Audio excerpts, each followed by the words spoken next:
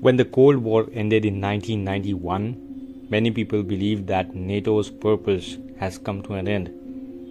The Soviet Union has collapsed, communism was retreating, and Europe seemed to be entering an era of peace. But instead of disappearing, NATO became larger than ever.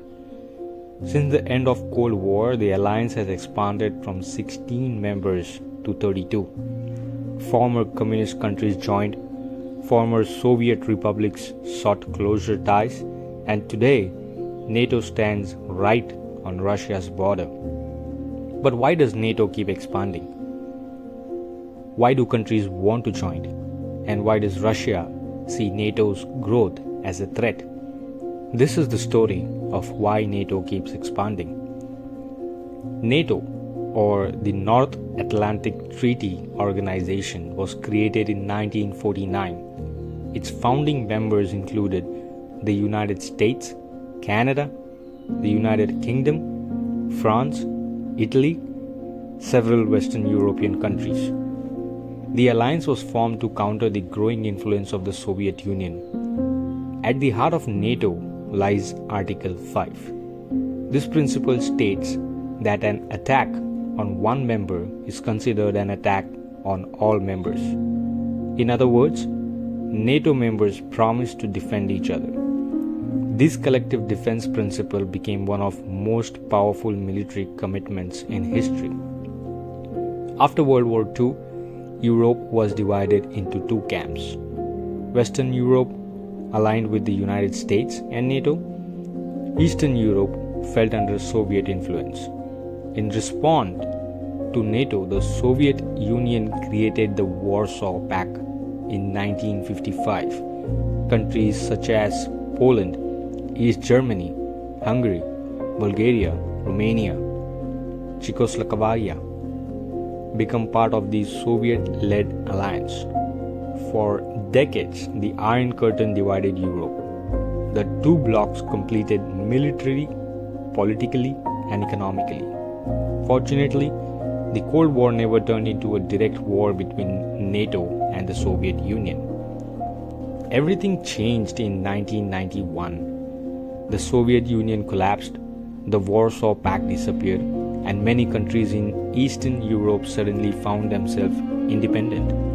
For nations that had spent decades under Soviet dominations, security became a major concern. Many feared that Russia might one day regain its former power. As a result, several countries looked forward NATO as a guarantee of protection.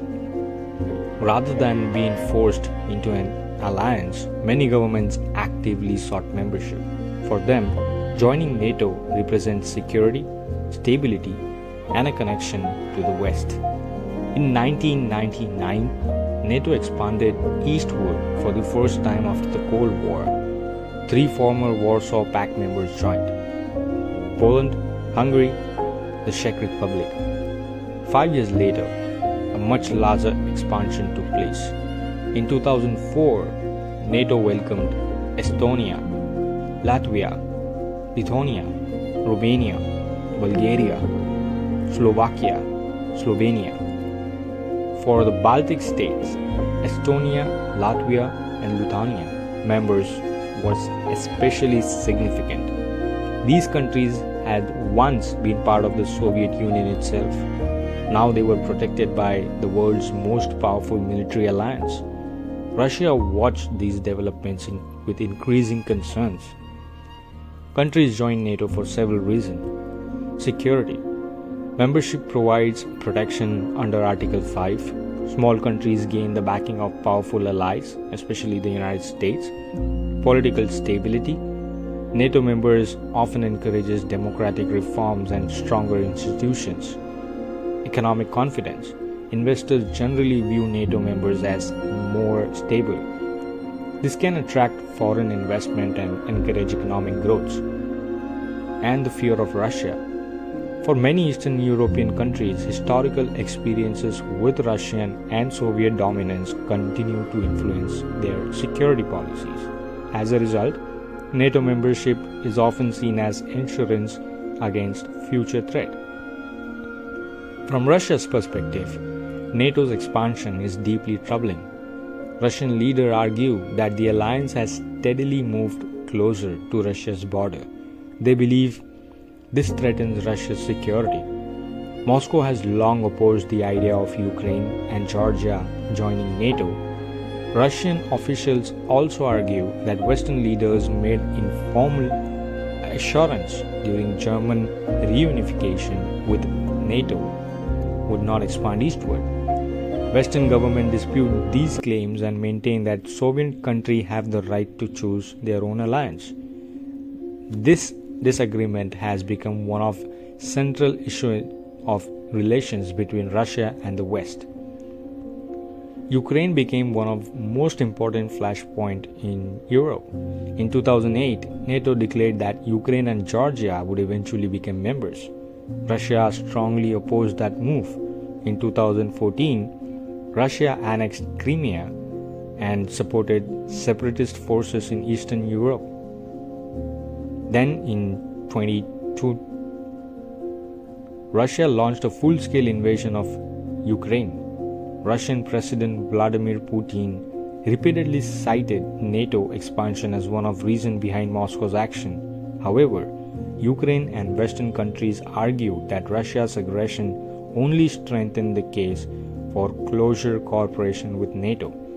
Instead of stopping NATO's influence, the war produced the opposite effect.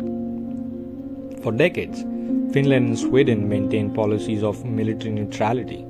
Neither country sought NATO membership, but Russia's invasion of Ukraine dramatically changed public opinion. Finland joined NATO at 2023. Sweden followed in 2024.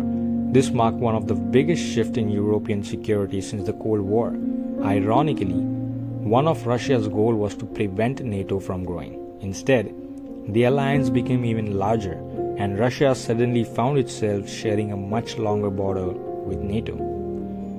Supporters argue that NATO expansion has brought peace and stability to Europe.